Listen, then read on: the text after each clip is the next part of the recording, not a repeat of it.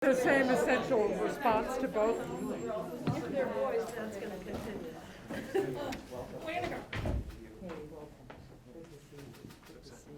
Good morning. So nice to have you back. No kidding. Good to be here. Good morning, welcome back. Hey there. Good to see you, Mr. Secretary. I won't subject you all to it. Thank you so much for joining. Great. Feels like a reunion. Yes, Yeah. it is like a reunion. Oh, wonderful. All right, everybody where they ought to be? As far as we know. Okay. With our name cards. Wonderful. Terrific. Well, thank you for being here today, Secretary, and welcome everybody. Just a reminder, if you could all keep your masks on during the conversation in addition to when you're speaking, that would be fantastic. My name is E.J. Powers. I'm a partner at Montaigne Powers, which is a PR firm in Manchester, and here in my capacity as spokesperson for the New Hampshire Business for Rail Expansion, which is a statewide, nonpartisan coalition that's been committed to expanding passenger rail from Boston to Nashua and Manchester. Alongside several of you in this room, we've been working for many years to successfully pass legislation which funded a project development phase, which we're in right now, to expand the Capital Corridor project, again, from Boston to southern New Hampshire. Very excited, as I was saying to Jay earlier, it seems like it's getting real, so hopefully we can keep the momentum going. I'd like to welcome you all here today. Welcome to you, Secretary. Our delegation is here, Senators Shaheen and Hassan, Representatives Custer and Pappas, thank you for being here. We have Mayor Craig from the City of Manchester, Mayor Donchis from Nashua, as well as a number of panelists that we'll be introducing shortly. But as I mentioned, the momentum is moving forward, and most recently the Bipartisan Infrastructure Deal was passed after a lot of work and deliberation.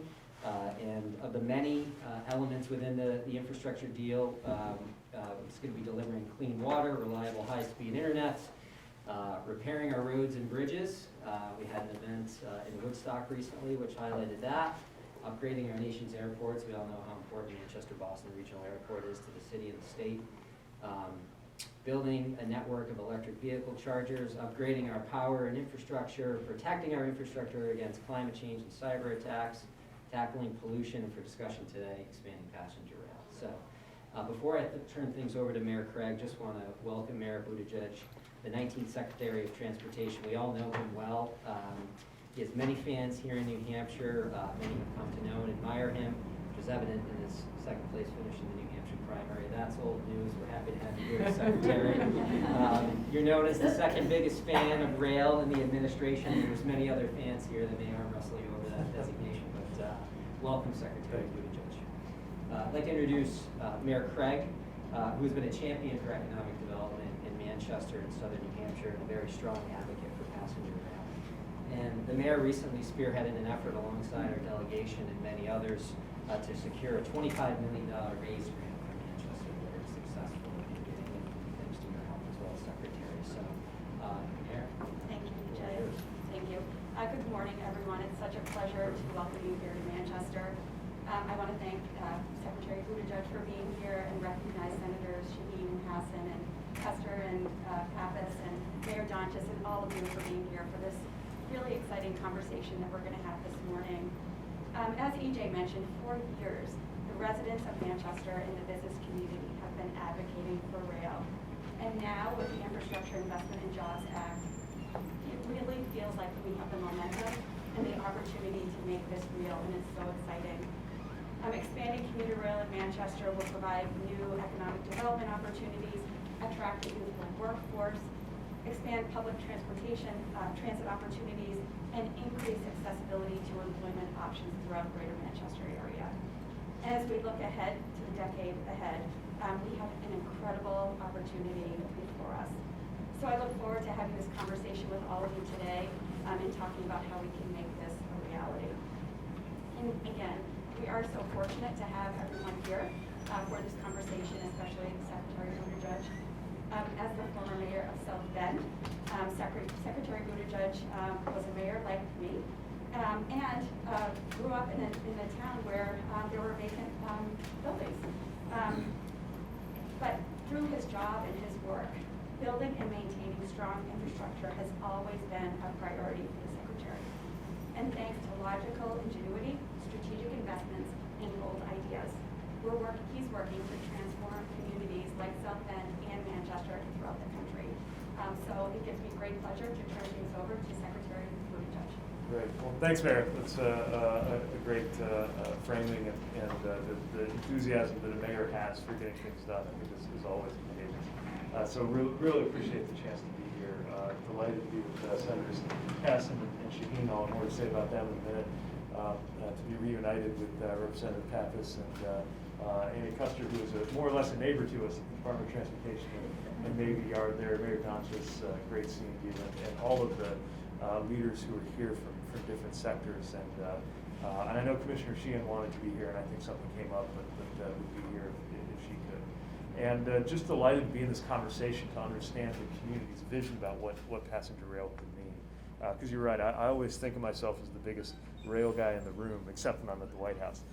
But I'm sure you all could give me a run for my money on that front. And so I know I'd be preaching to the choir if I talked about the ways in which people in so many other countries in the world benefit from excellent passenger rail. They make the investments, you get what you pay for, and that leads to a higher level of ridership, and it becomes a virtuous cycle that we think can happen in the United States too. In fact, it has, just not nearly enough, because we're sitting about 50 miles from where we have one of the highest volume rail corridors in the world, connecting Boston down all the way back to DC. And our view is that Americans deserve that. You know, people travel to the UK, they travel to Japan. For that matter, you travel to Turkey or Morocco and come back saying, why can't we have that in terms of excellent access to fast, reliable rail? And when you have that, it connects people to jobs, which is a major economic driver. It helps people save time, it helps people save money. Obviously, it's better for climate, it's better for congestion, pollution. It's important from an equity perspective for those who don't have cars, for people with disabilities. But also, I think one thing I've been reflecting on a lot is how for people who do have cars and drive them, you're still better off because there's less congestion. And so it really makes whole transportation systems better. But also, these things don't happen without local support.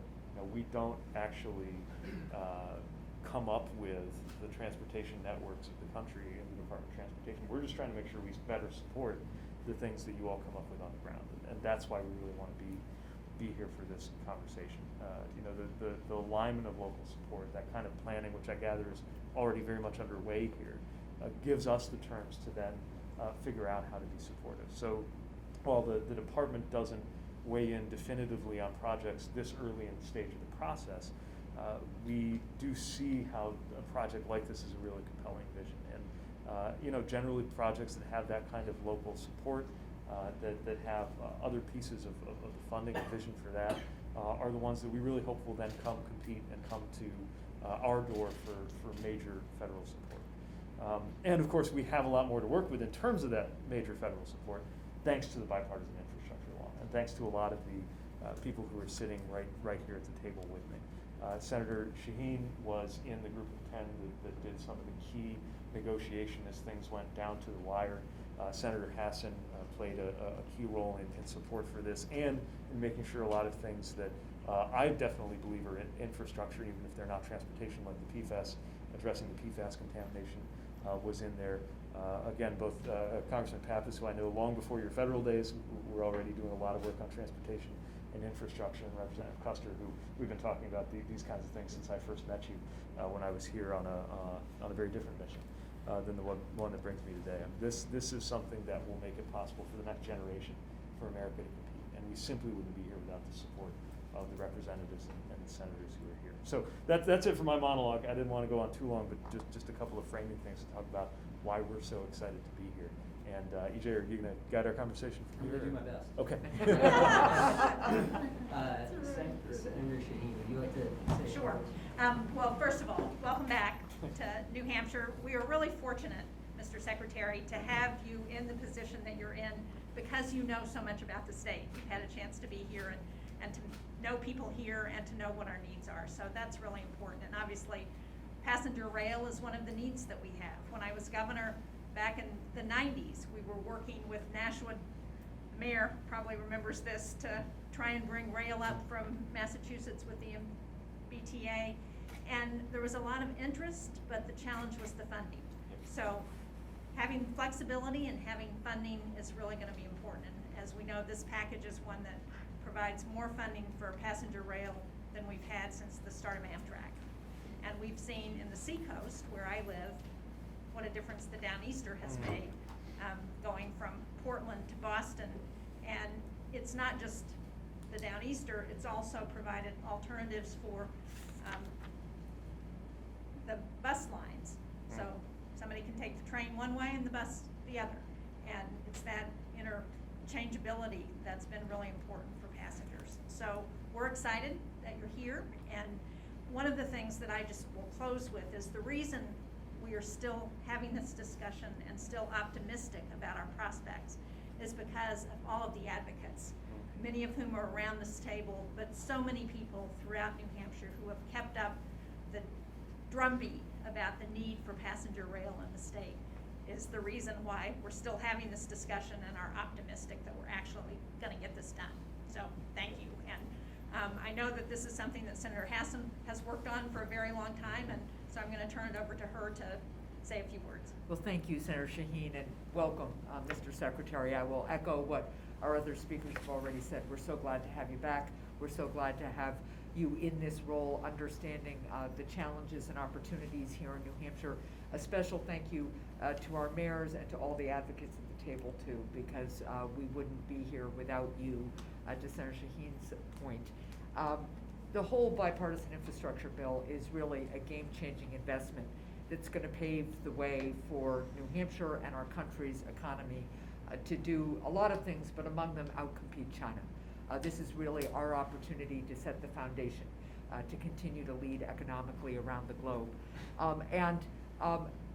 As I worked with Republicans and Democrats as part of the negotiating team on the legislation, I focused on a number of key priorities, but I still remember when we were going around in the group of 22, somebody saying, who wants to work on rail? And my hand shot up. And so I'm very, very proud of the work we did, reflecting the priorities that so many of you have really helped us continue to focus on. And these are priorities that especially New Hampshire business owners have been raising with me for years. I can remember when I was governor, it was one of the constant topics of conversation with businesses in New Hampshire.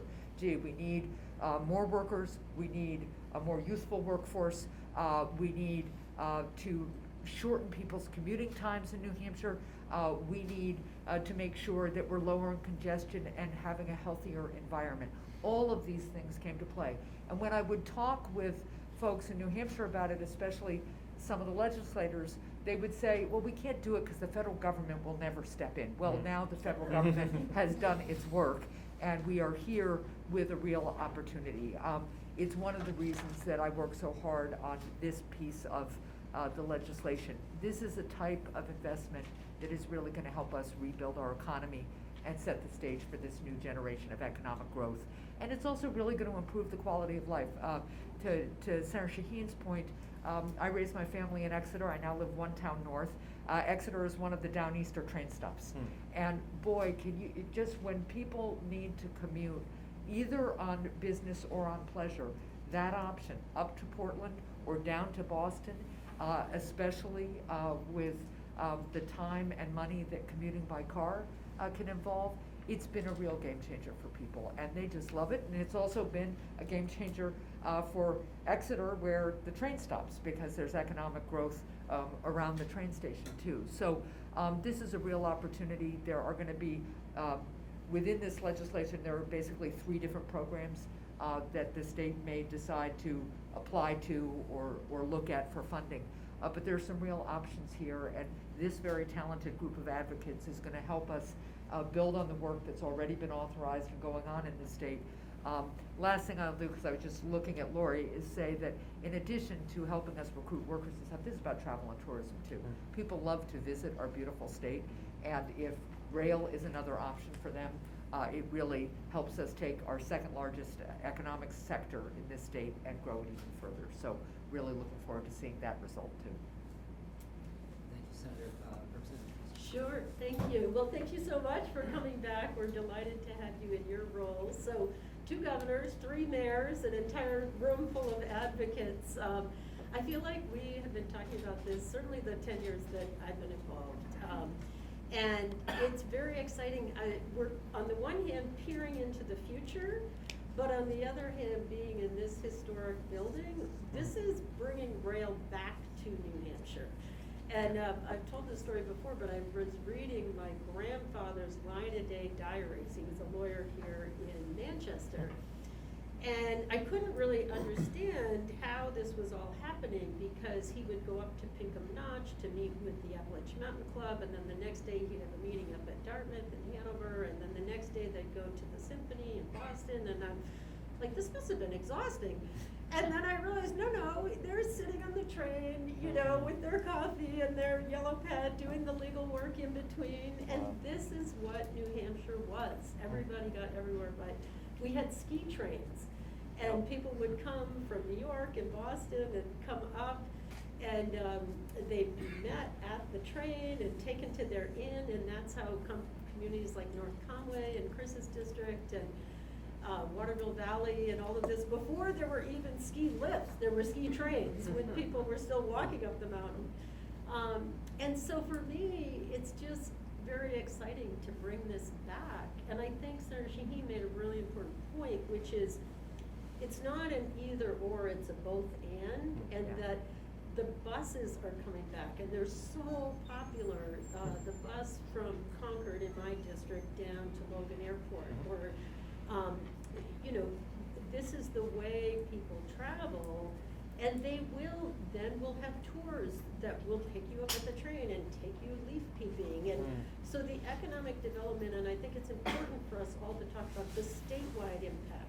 Yes, it's Nashua, of course, my district, and Manchester, Chris's, and the growth and the economic development around the station, the housing, the restaurants, the activity, but it's also going to have a statewide impact. And I can remember driving with you over to Peterborough and Keene, and those people can't wait to get the train. And they've talked to me about it, because then they can drive, you know, a half hour, get on the train and get to Boston. Whereas now they feel like Boston is just a long way away.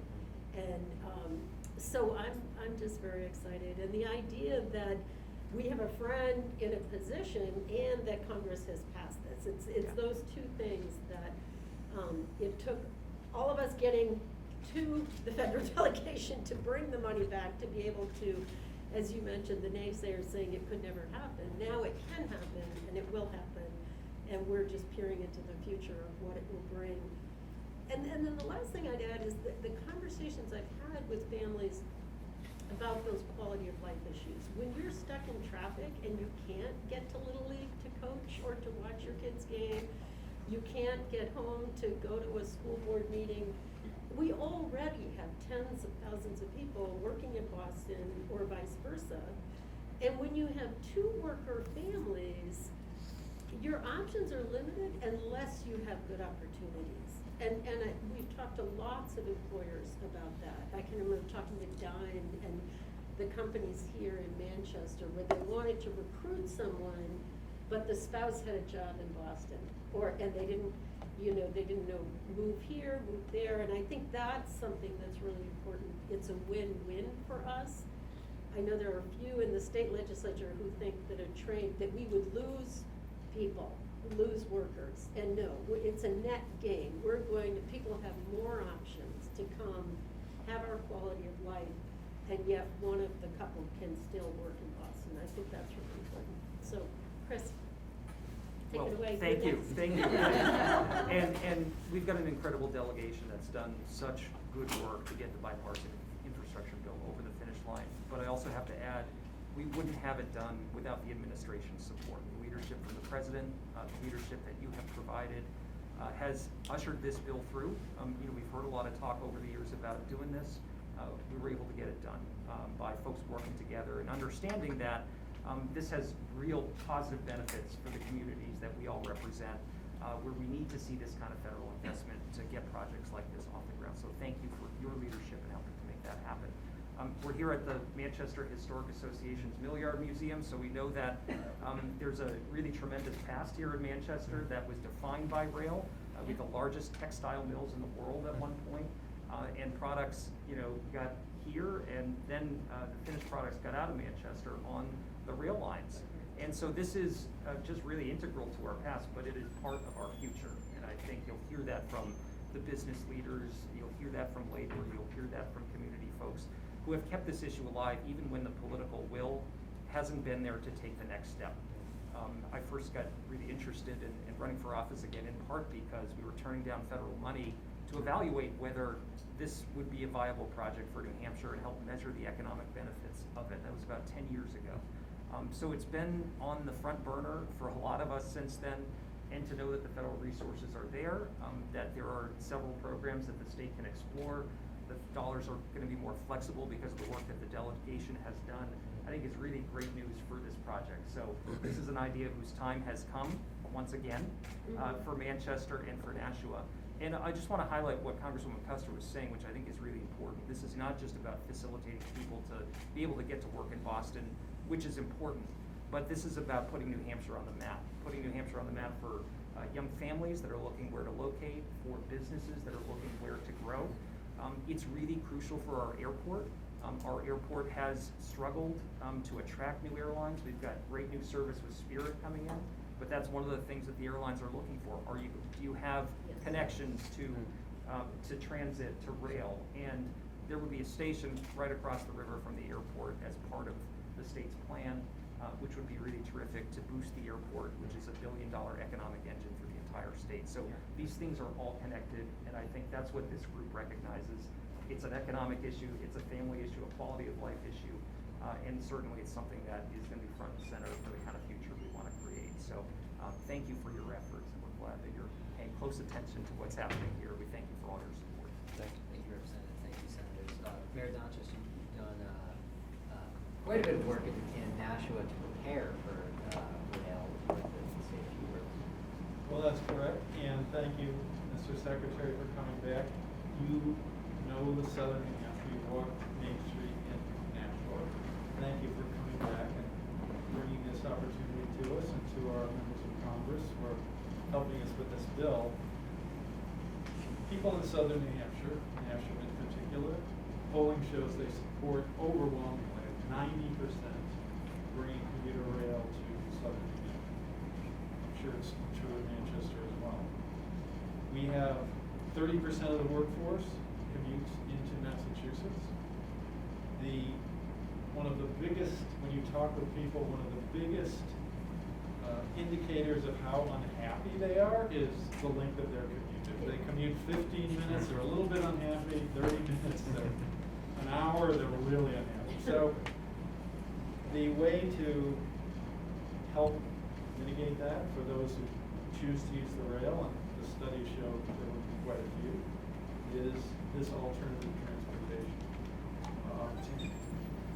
We've been working on this for many decades. One thing that we need to focus on as well is that there would be a reverse commute. Many of the employers that we talk with say that they want to attract workers, and they're having trouble in that regard. From Massachusetts, rail would help them do that. And even if those new workers, those younger people, many of them, would not use the rail, what you hear is they ask, do you have commuter rail? And if the answer is no, that signals them, that's, to some of them, that is a big disadvantage.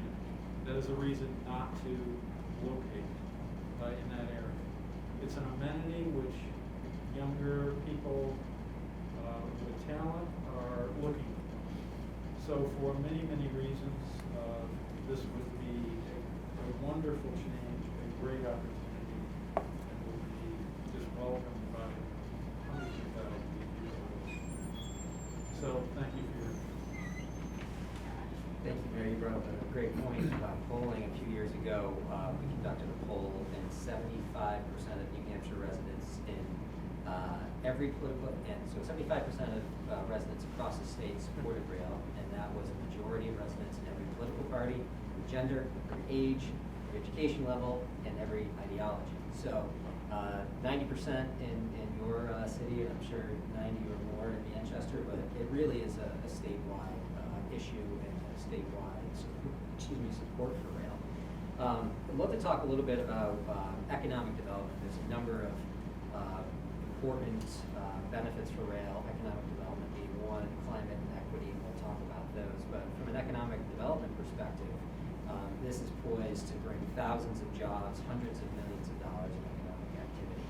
And would love to get Mike Skelton's perspective. He's the president and CEO of the Greater Manchester Chamber. And Mike, given your longstanding work to support rail, can you speak on behalf of the business community about how it will help grow not only Manchester's new economy, but all of New Hampshire's economy? I'd be happy to. Mr. Secretary, welcome. Thank you for being here today. Thanks to our delegation for their support in making this possible. As EJ mentioned, I'm the president and CEO of the Greater Manchester Chamber of Commerce, our largest chamber.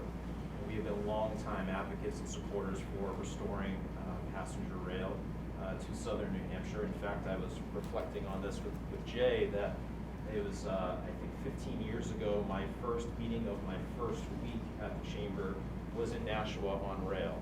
And it's been a long journey since then, but we are really at an exciting juncture with immense opportunity. And over all those years, I can say without question, when I talk to business leaders, there's usually a set of top 3 or 5 questions that I get from everybody. When are we getting rail? Has consistently been the top 3 for a decade or more. The business community is ready for this project, and they know that the economic impact is going to be transformational. All of the comments that have been made thus far underscore that. Here in southern New Hampshire, in Manchester, Nashua, and along the proposed line, the station development is incredibly exciting. And we have seen over the last 10 years, without this project, a boom of investment and development that has created thousands of jobs, business expansion. Adding this ingredient to the mix truly will be transformational. Just right here in the Manchester Mill Yard, the opportunities that are happening are immense, and having that extra boost will really kick us into overdrive and I think position us for more success. One of our secret ingredients to economic development here in southern New Hampshire and New Hampshire generally over the past decade has been where high quality amenities, lower costs to the region to the south, to Greater Boston. So adding this connection will expand those opportunities, increase our ability to compete, attract workers, attract more investment. And to EJ's point about, there's obviously always a lot of focus on Manchester and Nashua and the actual corridor that this project will exist in. But this is a statewide project and will have statewide impact. When it comes to expanding the business tax base through this economic development, that benefits every single resident of New Hampshire. And that's incredibly important, as Senator Hassan and Senator Sheen know as former governors. All of those business tax, expanding that business tax base flows right up to the general fund and funds all the important services that we rely on as New Hampshire residents. So this is a statewide project with statewide impact. It will be transformational for our economy, and I think the business community cannot be more excited and supportive. Thank you very much, Mike. And Representative Custer mentioned Dine. We have Liz Hitchcock here, who was a key individual in that company and now has opened the Bookery, which is in downtown Manchester, which has been just a wonderful addition in helping make downtown Manchester quite vibrant and walkable. And so as a downtown business owner, Liz, can you talk about how passenger rail impact your business and some of the others that surround you? Certainly. So first off, I want to say thank you, South Elm. I just recently did a development project there of 100,000 square feet called The Factory, and the RAISE grant will totally help transform South Elm. So need to start with that. Second off, rail's been a conversation in our family for the last 15 years. My husband and I would go home and kind of chatting about when are we going to make this happen and how do we make it happen. Being in technology, it was really hard, the timelines that you have in politics. But That's hard for us to. Yeah. Not so easy for us either, but yes. But I'm super excited how pedestrian traffic and multimodal traffic that the trains will continue to grow in downtown Manchester and how that will help foot traffic on Elm Street. Obviously, as a small retail business, it's way different than a technology business we started years ago, but the main thing is people have to know about it. One of the ways that they know about it is if they drive through town, the percentage of those folks that actually stop to come in the store are far less than the number of people that will stop to come into the store if they're walking by and look in the windows. So we're very excited about that. We're also super excited about how it will continue to grow our retail businesses on Elm Street. You know, we're starting to see a little bit of growth in that area. For a long time, we're known as a city of bars and restaurants. And I think that's growing, and we're getting more and more retail footprint. And it's really important to have a city where people live and make their homes, but they also have those retail outlets as well. So I'm super excited for Tran, and I'm really appreciative that you guys have me here today. Thank you. Thanks, Liz. I'd love to hear from John Allard, who's the CEO of Granite State Manufacturing. Growing business with a presence in both Manchester and Nashua. What would passenger rail mean to your organization? Well, first of all, thank you for being here. Thank you to the delegation as well. It's very exciting for us. I mean, we are hiring both here, as is the rest of the state actually, both in Manchester and in Nashua. Machinists, welders, assemblers, engineers, all that kind of stuff. And it's, you know, you're constantly looking for ways to, you know, find more people, get them more attracted to this area. So both to live in this area, but also commuter rail coming the other way. I mean, we are attracting people in northern Massachusetts that come up this way. Commuter rail coming the other way works just as well. And it's something that we're definitely looking for. There's a lot of those areas where, so it can go back and forth. You know, the state, very low unemployment, as was even before the pandemic. Coming out of all this, it's even lower, so it's a challenge for all of us. So tapping into those other markets, making this more flexible, people's lives being more flexible back is hugely important for us. Very exciting. Thank you, John. Representative Custer mentioned the ski trains, although we're all too young to have ever ridden one of those, so it's just Laura for now. But Lori Harnois is the Director of Travel and Tourism. We'll bring it back, Lori. Yes. No promises. I've been told we can't ask the Secretary for any promises. But our state initially became a tourist destination for tourists from New York and Boston because of trains to our state. What does the prospect of passenger rail mean in your eyes in terms of tourism here in New Hampshire? Well, thank you. Again, I echo everyone's compliments of all the great work that all of you are doing down in DC, and thanks for having me here today. So my role within the Business and Economic Affairs is the Director of Travel and Tourism. So whether it's rail, air, roads, any way we can make it easier for people to get to New Hampshire and choose New Hampshire as their travel destination is key.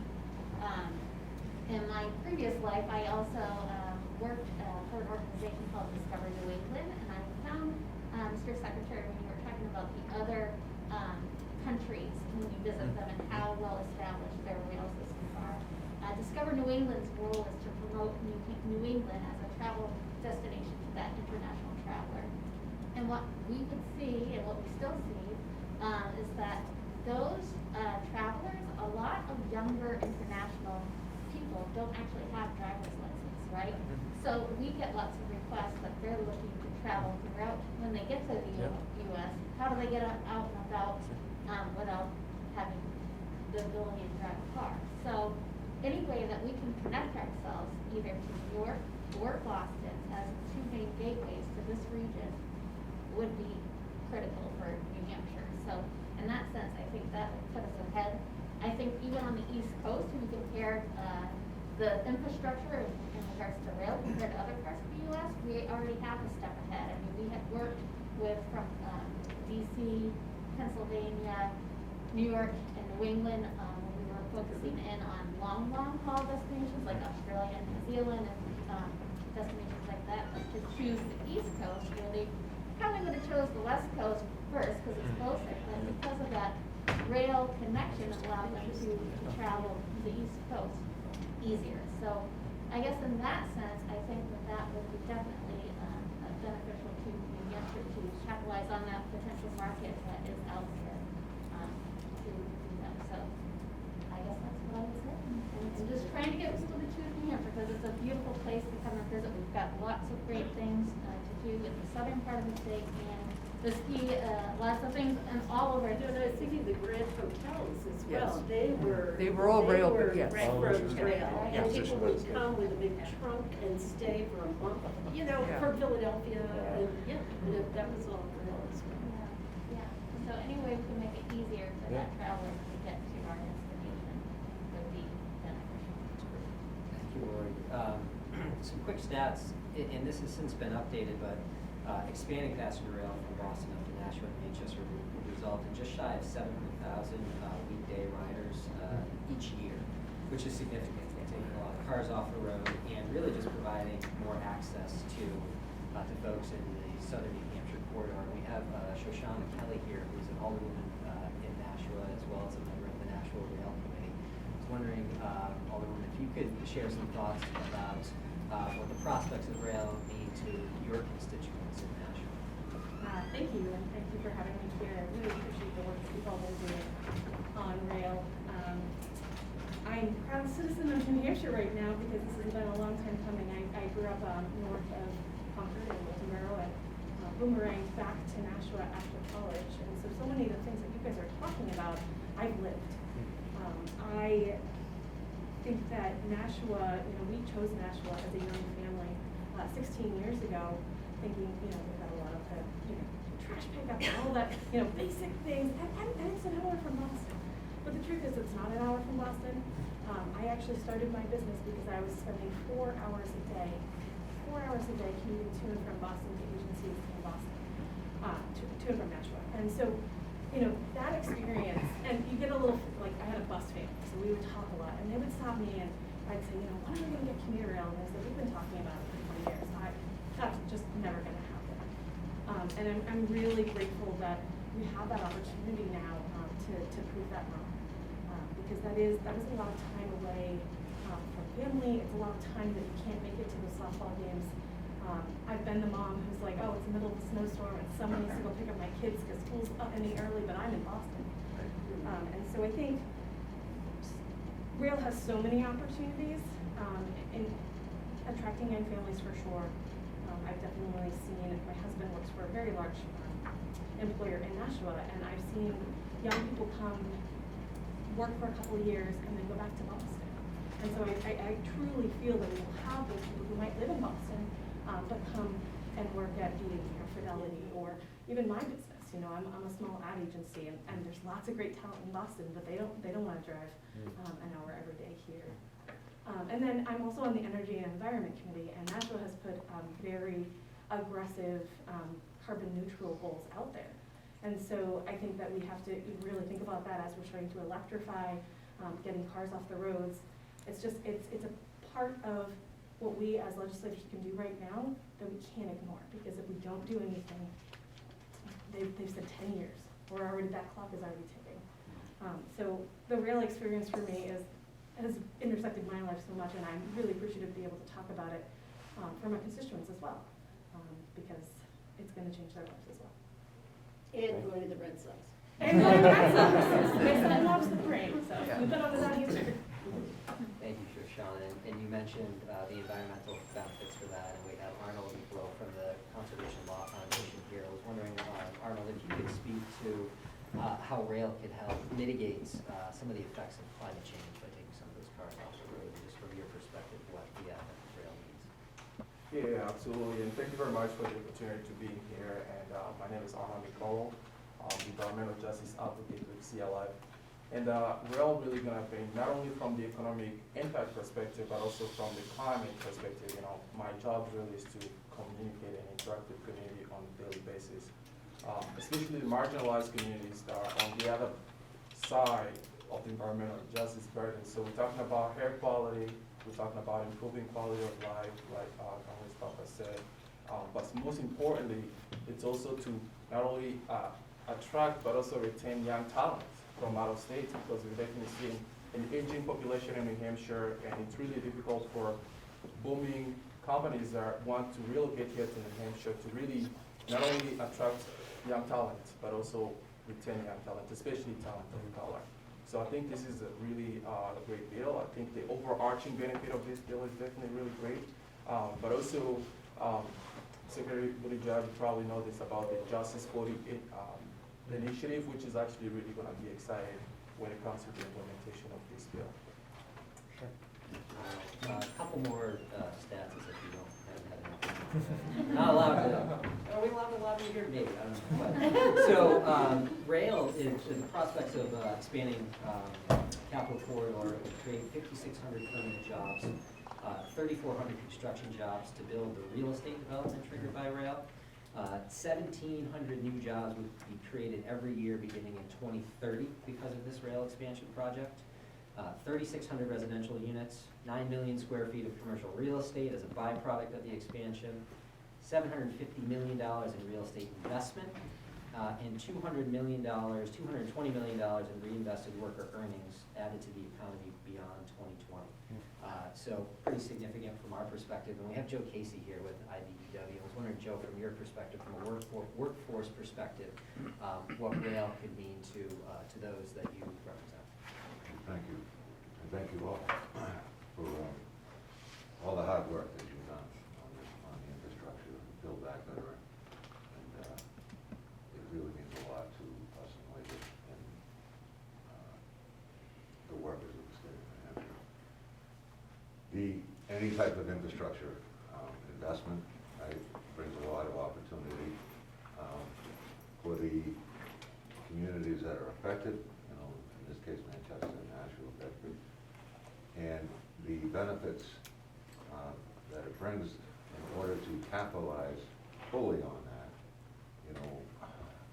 in RMO, in organized labor, in the IBW, is to give opportunities for the communities that are affected, where the money is spent, and to build a career opportunities for those that most likely wouldn't have that opportunity. And that's what we're all about. We have, all of us in the building trades have the training infrastructure in place. We sit ready and willing to train our workforce. There's no secret that there's a lack of workers in the building trades. A lot of our contractors are struggling to find help. And it's changed to the degree where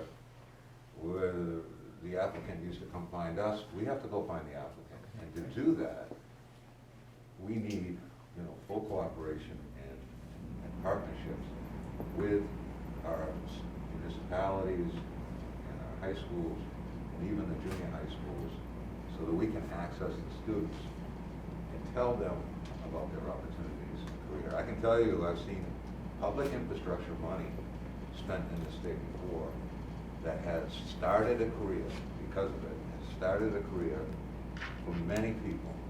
And they're still with us now, or they retired, or they moved on, and then they wouldn't have had that without it. This is a great opportunity to build a workforce, to move forward with all the other infrastructure spending that is going to be spent in the state, both public and private.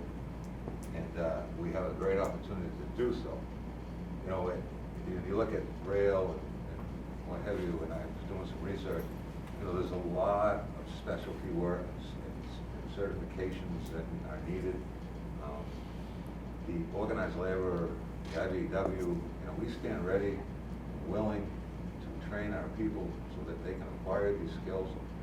But we need coordination with, procurement and whoever's involved with letting out these contracts, so that we can do this well in advance, and we can go and talk to prospective candidates that want to come into the trades.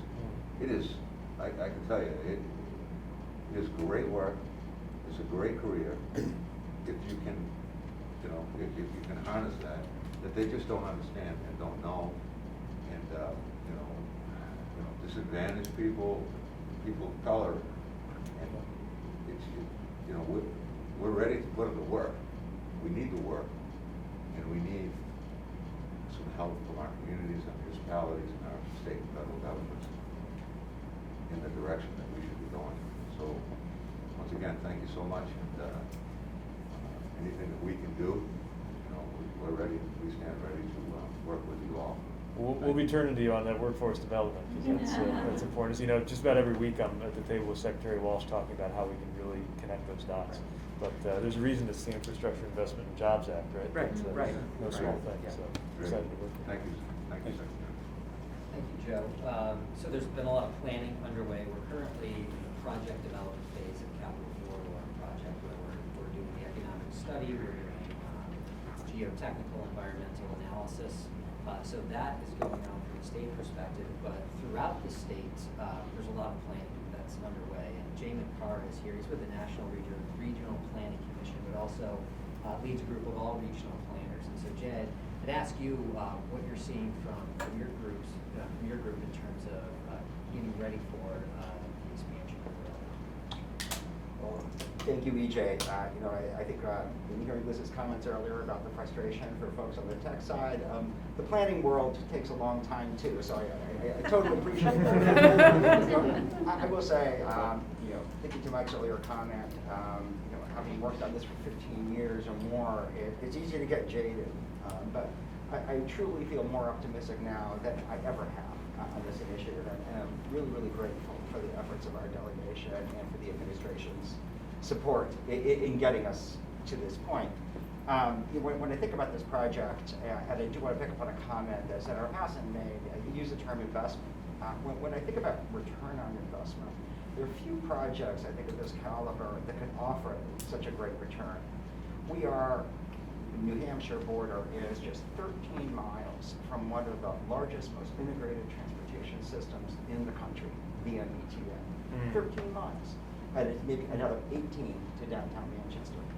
We're really not talking about that heavy a lift to create the benefits that everybody has been talking about around this table today. And those benefits are multi-state benefits. Of course, they're going to have significant transportation and economic benefits for New Hampshire. But when the mayor mentioned 30% of our commuters in the Nashua region are commuting to Massachusetts, that's congestion on Massachusetts roads. It's hugely beneficial for them. The reverse commute obviously has been alluded to as well. But one of the biggest challenges in the Boston area, I can't say it's not a challenge for us as well, but it's much more acute there, is access to housing, to affordable housing.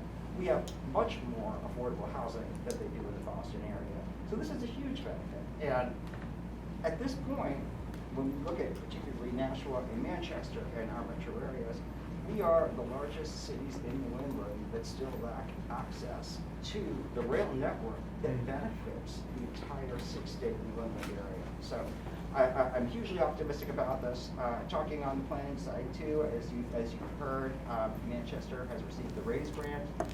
Nashua is actively working on transit-oriented development as well. Great. But we are working on the local level. We're working on the local level to make sure that the station sites are integrated into our overall planning and zoning development schemes, and our local transportation systems are also integrated, so that, again, we're talking about integrated transportation systems in addition to rail proper. So really, really pleased to be here and so excited to have this group around this table today. For planners, just like for mayors, right, the housing and transportation are not things you think about separately on separate days. They're also not separate on a family budget, right?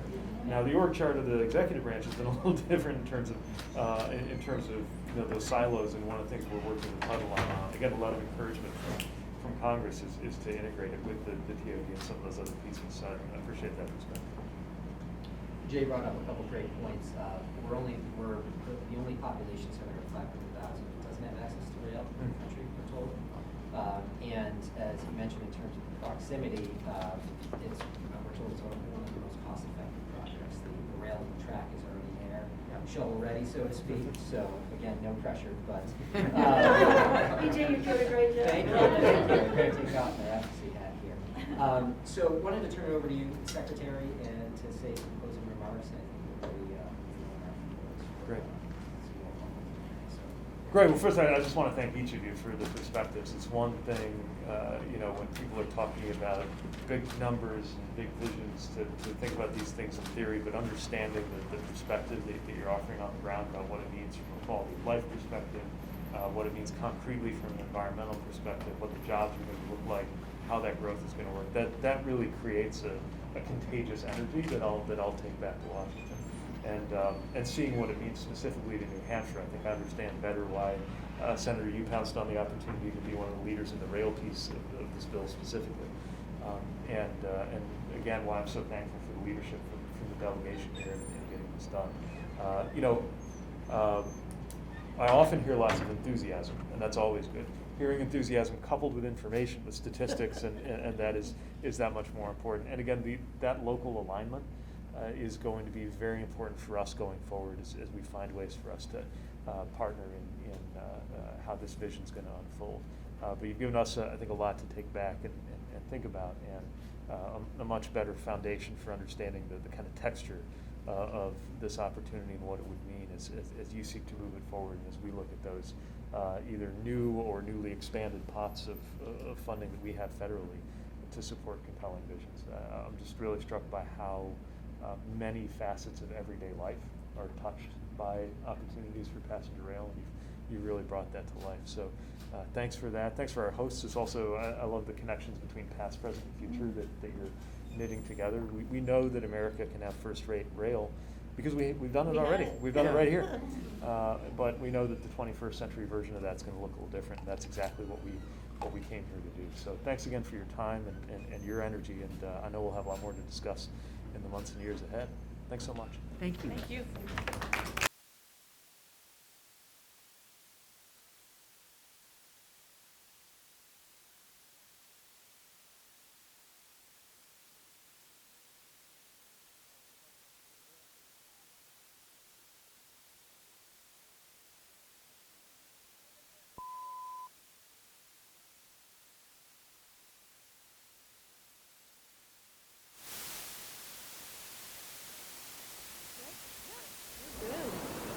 Good morning. It's such a pleasure to welcome everyone to Manchester. I want to thank Secretary Buttigieg, Senator Shaheen and Hassan, Congresswoman Custer, Congressman Pappas, and Mayor Donches for joining us this morning. We're about to enter a massive phase of infrastructure development throughout our country. The Bipartisan Infrastructure Investment and Jobs Act will improve the quality of lives of Granite Staters by making much needed improvements in our local communities, including right here in Manchester. At one time, this mill yard was home to the largest textile manufacturing operation in the world. Over the years, it's transformed from an era of textiles to one of technology, biomedical manufacturing, and higher education. Today, it's a hub of what we're hoping will be a complete revitalization of Manchester's rail and multimodal infrastructure. It feels as though we're closer than ever to expanding commuter rail to the region, which will allow Manchester to experience new economic development opportunities, attract a youthful workforce, expand public transportation opportunities, and increase accessibility to employment throughout the greater Manchester area. And thanks to Secretary Buttigieg, and through the great support of our federal delegation, Manchester was recently awarded a $25 million raise grant to revitalize the South Millyard and South Elm Street corridor of the city. This project will mitigate traffic congestion, provide increased transportation options, including biking and walking trails, a pedestrian bridge over Granite Street, and will create opportunities for development throughout the South Elm Street area. It goes without saying the investment coming into Manchester over the next decade will completely revitalize our community and better the lives of our residents through expanding roadways, improving bridges, developing multimodal transportation lanes, and investing in rail, and so much more. This is an exciting time for Manchester, and we're ready to get to work. I want to thank everyone again for being here, and it's now my pleasure to introduce Mayor Jim Donches.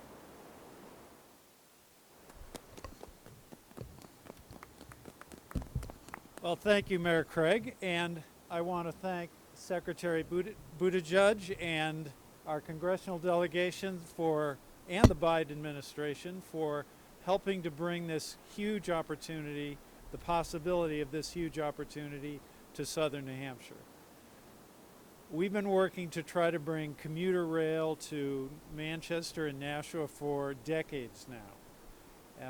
Doing many study projects at the state level, and people really want this. Tens of thousands of people commute south, And if we can bring this rail opportunity to southern New Hampshire, people can get off the road, promote a cleaner environment, happier lives. And for this, this opportunity, we really, really owe a debt of gratitude to the Secretary. So we're looking forward to working, make this project a reality, bringing jobs, economic opportunity to our state and our communities. And I just want to reiterate again how important that will be. Now it's my pleasure to introduce a Manchester institution, Congressman Chris Pappas. Chris has been executive counselor, now a member of Congress, small business owner, and it's just been great to get to know him. So good to see you, Chris. Well, thank you, Mayor Donchis. Thanks for coming up the river this way to Manchester, and thank you to Mayor Craig. And congratulations on the announcement of this RAISE grant. I mean, I think this speaks to the leadership that you provide for the city of Manchester. Third time's the charm on this thing, I believe. And it's due to the city and its leaders sharpening their pencils and putting together a really terrific proposal that got the attention of the Department of Transportation and is going to help remake this city for the better. That's what this bipartisan infrastructure bill was born out of. I think a lot of conversations that we had with community members, with constituents in districts like mine and in my colleagues' districts all across the country. I'm a member of the House Transportation Infrastructure Committee. We've been working for the last several years on getting a major package together to reinvest in this nation's infrastructure. And we know that the cost of doing nothing far exceeds the price tag on this bill. Because what we hear from our mayors, what we hear from businesses in our districts, what we hear from employers and workers and environmental groups is that we need to rebuild for the future, not just rehabilitate what we've got today. That's what the City of Manchester has put together for a proposal in this RAISE grant, but there are tremendous opportunities in the bipartisan infrastructure bill that will allow us to think about the kind of future that we can create. You know, for too long we haven't had the resources coming from Washington that are going to make these great local and statewide ideas a reality. But now in New Hampshire we're going to see a 47% increase in the amount of money coming to roads and bridges. We're going to see a record amount of money being invested in high-speed broadband, in water infrastructure, in our ports and airports and rail. We just had a great conversation about the potential that bringing rail up the Merrimack Valley will have, not just for Manchester and Nashua, but for the entire state of New Hampshire. So I think this is a great day. This 5-year bipartisan infrastructure bill, we're going to begin to see the impacts of it. Shovels will go in the ground really soon on a number of transportation-related projects, and I'm just so grateful that our delegation has done this work alongside the administration to finally get this deal over the finish line. With that, I'll turn it over to my colleague from the House, Annie Custer, for some remarks. Great. Well, thank you so much, Chris, and thank you for your work on the House Transportation and Infrastructure Committee getting this done.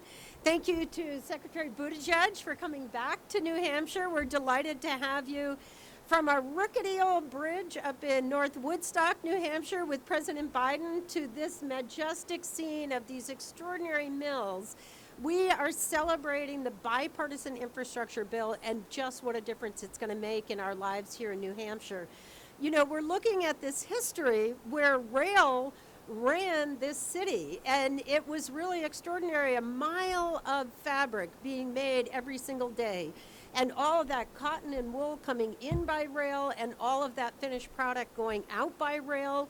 So I feel like we're peering into the future of bringing rail back to New Hampshire, the Capitol Corridor project.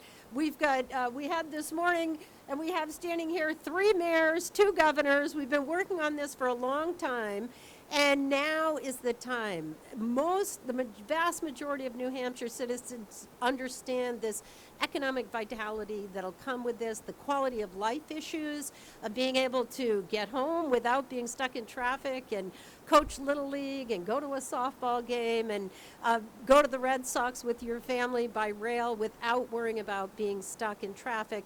It's a game changer for both our economy and for our climate. We had a really vicious storm over the weekend with just wild winds, and our colleagues down in Kentucky, God bless them, the incredible tornadoes. The climate has changed. That is impacting our day-to-day life. We've got to reduce carbon pollution, and rail can make a tremendous difference. So I'm so excited about the bill. Chris did a great job going through all of the things that we can invest in with over $1 billion here in New Hampshire. I want to put in a plug for that quiet infrastructure as well, broadband, childcare. We've got a ways to go to get this next bill over the line in the Senate. But with that, I want to introduce Senator Hassan and thank Senator Hassan and Senator Shaheen for their leadership as well. Well, thank you so much, Representative Custer. And Secretary Buttigieg, welcome back to New Hampshire. Thank you for being here today and for all of your leadership. And I'd also like to thank my colleagues in the New Hampshire delegation, as well as our two mayors who are here, and all the transportation and business leaders here today. And Secretary Buttigieg, as exciting as it is to welcome you back, the purpose for which we are welcoming you back is even better. In New Hampshire, the promise of innovation and economic growth is seen firsthand in places like the Manchester Mill Yard. And we need to continue providing resources to help this area expand its economic benefits. The starting point for that is infrastructure. That's why I was proud to work with our congressional delegation to advocate in support of Manchester's application for $25 million in federal funding. This new funding will build on the vibrancy of the Mill Yard, making key improvements that will make it easier to get around. That's a win for our local economy and for the people who live and work here in Manchester. And it follows President Biden signing into law the Bipartisan Infrastructure Package. Infrastructure underlies everything we do. It's how we go to and from work. It's also how we connect with one another. And I know that this law will make a real difference for people in every single corner of our state. The Bipartisan Infrastructure Law will pave the way to help our economy thrive and to outcompete China. And strengthening and modernizing our transportation infrastructure is critical to the success of those efforts. As I worked with Senator Shaheen and our Republican and Democratic colleagues to negotiate this legislation, I focused on key priorities that people, including small business owners in New Hampshire, have been raising for years. We just held a roundtable discussion about one of those priorities, expanding passenger rail, and you've heard previous speakers talk about it, but let's just think about the benefits that passenger rail really has for our state. It's so important, and it's why I worked on provisions in this law that could be used to help connect New Hampshire to Boston by rail. Importantly, passenger rail can help businesses recruit the workers that they need to grow and thrive. It's going to help our tourism economy by bringing more visitors to New Hampshire, and it's going to help our workers and families by helping people get to work faster, reducing congestion on I-93, and reducing wear and tear on highways and on cars. With commuter rail, we can really reimagine what infrastructure and our economy can look like in New Hampshire. So I look forward to working with partners like Secretary Buttigieg as infrastructure investments continue to come directly to New Hampshire. Together, we can ensure that small businesses and families in New Hampshire have the support that they need to thrive. And with that, I want to introduce my colleague and friend and a leader of these infrastructure negotiations, Senator Jean Shaheen. Thank you. Thank you, Senator Hassan. Good morning, everyone. Thank you all for being here. I am so delighted to join the rest of the New Hampshire congressional delegation, Mayors Craig and Donches, and of course, our wonderful new Secretary of Transportation, Pete Buttigieg, here in Manchester this morning. You know, I've been talking about the need to invest in infrastructure in New Hampshire since I chaired the Capital Budget Committee in the State Senate back in the 90s. We underinvest in our country. We invest less than Europe. We invest less than India, than China in infrastructure. Until this package, we were investing less than we did in the 60s. We never had a partner at the federal level who was willing to put dollars in the way that we are going to be able to because of this Infrastructure Investment and Jobs Act that is providing the biggest investment in infrastructure in my lifetime, and it's historic. We are very fortunate that we have one of the implementers of this act with us this morning, because we've seen his vision, his thinking about the future and about New Hampshire. He knows the state, and he's had a chance to meet with our people, and he understands why it's so important to invest. He's a former mayor. He knows that it took Republicans and Democrats working together to get this done.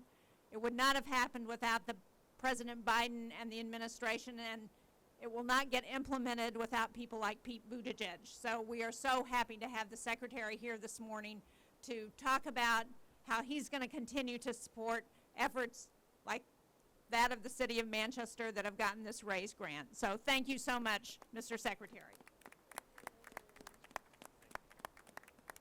Well, thank you so much, Senator Shaheen. Thank you for your leadership in the negotiation of this bill.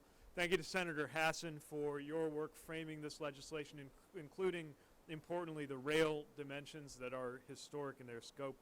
So delighted to be with Representatives Custer and Pappas, who have been such partners and friends in this effort.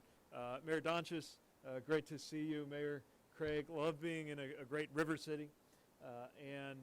You know, people call me Mayor Pete from time to time, and I always take that as a compliment because, of course, mayors continue to be on the absolute front lines of delivering for their people, and we want to be the right kind of partner for those local problem solvers.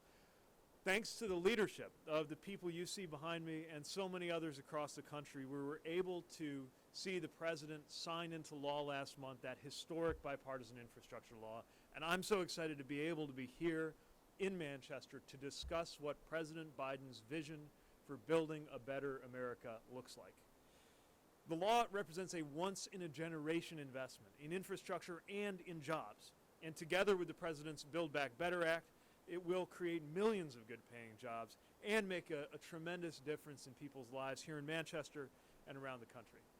It was a little over 2 centuries ago that a small rural community called Dairyfield was renamed Manchester, named after one of the first great industrialized cities in the world in the hopes that it might grow and follow a similar path. And that same year marked the founding of the first Amoskeag textile mill, from which the mill yard area takes its name. So today, of course, we know that Manchester has grown in so many ways, has moved forward in so many ways from its early textile days, and the mill yard, as we know it today, has become home to innovative tech firms, to restaurants, to small businesses, and of course to UNH here. But jobs and opportunities are only meaningful if people have access to them, if people can get to them quickly, readily, safely, and affordably. And that's one of the reasons we were so pleased to award the City of Manchester this $25 million RAISE grant to support connecting the South Mill Yard to its surrounding neighborhoods. I can tell you this was a very, very competitive round of funding. We had about $1 billion to work with and about $10 billion of applications coming in. So the ones that got over the line were those that really demonstrated how they were going to make everyday life better in their communities. The funding is going to help create new roadways, new bicycle and pedestrian paths, and make it easier for people to get around no matter how they travel. It's going to make it easier and safer to walk and bike and reduce traffic and congestion for those who drive. And these are investments that don't just benefit people in Manchester today, they position the city for a future of continued investment in jobs, which is why we look forward to seeing how Manchester will continue to grow through a combination of great transportation and great land use policy and planning. This RAISE grant is one of the largest that we're awarding this year in our department, but it's just one of the ways that we're investing in jobs and infrastructure in New Hampshire. This state right now, this state alone has over 200 bridges and nearly 700 miles of highway in need of repair. Driving on roads in poor condition creates what I call the Invisible Pothole Tax. It costs the average New Hampshire driver more than $400 a year just in the impact on vehicles. Commutes are getting longer, and those who rely on public transit are spending more than twice as much of their time commuting as those who drive, which is why the President's Bipartisan Infrastructure Law, supported by the folks that you see at my side, is providing to New Hampshire $1.4 billion to improve roads and bridges, $126 million to improve public transportation, including making it more accessible for seniors and people with disabilities. And $15 million that will go to making roads safer so that fewer of our loved ones lose their lives in preventable crashes. It increases the amount of funding available to Department of Transportation grant programs like the RAISE program that is bringing this new development and support to Manchester. And it makes the largest investment in clean drinking water in U.S. history, including dedicated funding to address PFAS contamination, a provision that was supported, I know, by everybody here, and I know was championed by Senator Hassan, and is going to be so important for a future generation. It's the largest investment in passenger rail service since Amtrak was set up in the first place. And we just had a terrific conversation with elected leaders, with labor and business leaders and community leaders about a potential plan to expand rail service from Boston up to Manchester. I'm grateful for everyone who's part of that conversation. And I'll tell you, whether it's a new rail proposal or the next grant project that comes along, infrastructure will be so important to the future of this community and this region. And I was especially pleased to see how much local energy there is for these discussions, because the Bipartisan Infrastructure Law provides tremendous opportunity for federal investment. We know that successful projects require local leadership, local planning, and local support. And with that local buy-in, we have an opportunity to create a transformative future here in New England.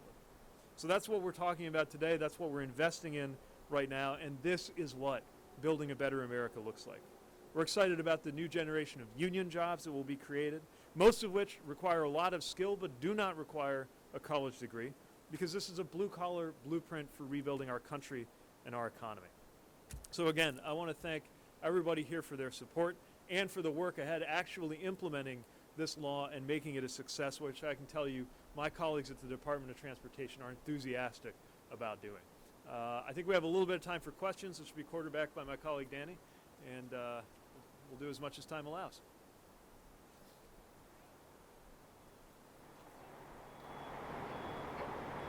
Secretary Buttigieg, welcome back to the Thank you. And this is to you and the political side of this. I'm wondering, going ahead into the 22 midterms, how big of a deal will this be when it comes to the election for Democrats? Senator Hassan, Congressman Pappas, and any folks potentially have challenging the election right here. How much does this plan help you as well for the election? Well, I'll let them speak to that. I'll say, last few times I was here, it was on political business. This time, I'm not. I'm here on official business. But I believe that good policy is good politics. And I believe that at the end of the day, the whole point of campaigning and elections is that if you win them, you get to govern. And we feel the responsibility and the opportunity of delivering for people who have been asking about and talking about infrastructure for decades. We have a chance to actually get it done. And I know that that's part of what it means to make good on the expectations of those who elected us and sent us into these roles as administration, and I'm sure at every other level. But if anyone else wants to speak to that. Well said. I'll just say my focus continues to be on listening to the people of New Hampshire and delivering on the priorities that they talk to me about. I have been hearing from Granite State businesses and families about, for instance, the need for passenger rail or the need to address the PFAS contamination in our groundwater, the need for high-speed internet in every corner of the state. That's what we are working to deliver on with this legislation. It was a bipartisan effort because it also means that the solution that we've crafted is sustainable with support on both sides of the aisle. That's what I continue to focus on, and that's why it's so exciting to be here today. Yeah, and I think this is clearly not about the next election or politics. This is about delivering on the promises that we've all made and the assurance that our communities need that we can come together and solve problems. And I think we should highlight the work that the senators did to negotiate this, the way the administration was involved. But I'll also recognize we wouldn't have got this bill over the finish line in the House were it not for a large majority of Democrats who supported it and Republicans who joined us in that effort too. So this stuff isn't political. This is basic. This is about what we can do to support our communities, create jobs, and really create the framework for economic success for our country moving forward so that we can be competitive on the world stage. I think that's something that all Americans can get behind, and this is really just about now getting the policy right and implementing it in a way that our communities can fully benefit from it. I would just add said that this group right here is the Can-Do Caucus. And when you're with mayors, when you're with governors, when you're with Mayor Pete, now as Secretary of Transportation, we're going to get it done, and we're going to have results to show for it.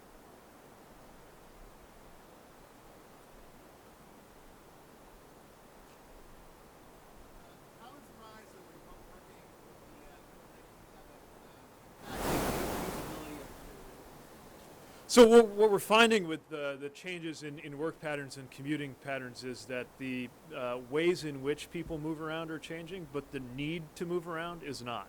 In some places, we actually saw an increase in people needing to get around just in different ways. And so what we need to do is have visions that are flexible, that don't assume that the next 30 years of commuting are going to look like the last 30 years. But in many regards, I think the forced separations that came about as a result of the pandemic have reminded us just how important personal connections and face-to-face interactions are. And those are important, of course, not just from a commuting perspective, but in terms of access to loved ones, access to health services, and everything else people count on good transportation to make possible.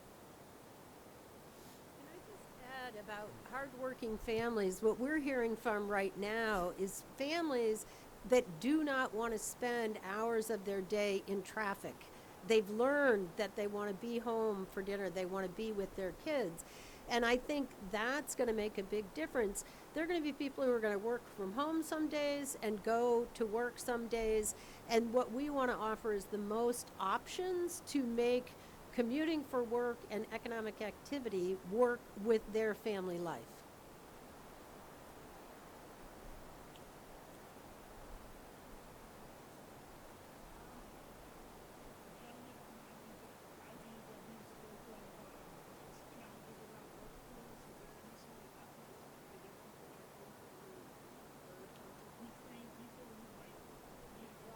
Yeah, there's a reason the word jobs is in the name of this bill. And let me say that this is different from 2009. This isn't about short-term stimulus and just making sure we pump as much money into the economy as we can the way it was in 2009. This is a vision that really is taking us through the years to come. In the short term, there is very, very low unemployment, which creates its own challenges in terms of making sure that we're equipping a future workforce to be ready to step up to these jobs that, again, typically don't require a college degree, but they do require skills and training. And we're going to be partnering with organized labor, and we're going to be partnering with community colleges and a lot of other players on the ground to get ready for that. Of course, we don't know 1 year, 3 years, 5 years from now whether we'll continue to be in the exceptionally low period of unemployment that we are now, or whether things may look a little different. But what we will know for sure is that not only are construction jobs, building and repairing U.S. infrastructure important and beneficial, but also having good infrastructure supports jobs in every sector and makes it possible to have a stronger economy for all.